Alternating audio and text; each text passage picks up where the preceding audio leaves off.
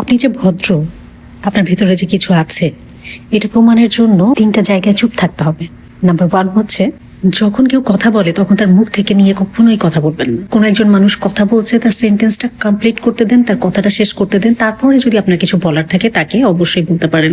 কিন্তু আমাদের অনেকেই আছে কথা সেন্টেন্স শেষ করতে দেয় না, মুখ থেকে টেনে নিয়ে কথা বলা শুরু করে দেয়। এই কাজ করবেন না, এটা ভীষণ অভদ্রতা। নাম্বার 2 হচ্ছে, যখন কেউ কারো কোনো আনন্দের কিছু আপনার সাথে শেয়ার করবে অথবা কোনো দুঃখের কিছু শেয়ার করবে, সাথে সাথে নিজের জীবনের গল্পটাকে সেখানে ইনপুট করে দিবেন না। আমারও তো এই হয়েছিল, আমারও তো সেই হয়েছিল, আমার ছেলেও তো ফার্স্ট ক্লাস পাইছে, আমার ছেলেও তো বিদেশ থাকে, আমার মেয়েরও এই আছে সেই আছে।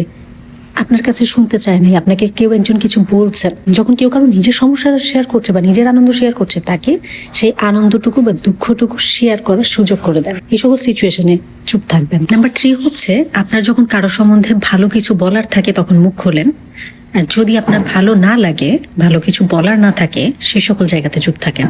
আপনি চুল কাটছেন কেন, চুল বড়তে সুন্দর লাগতো। আপনি শুকাইছেন কেন, মোটা অবস্থায় কিউট লাগতো। আপনি মেকআপ করছেন কেন, মেকআপ ছাড়াই তো আপনাকে সুন্দর লাগে।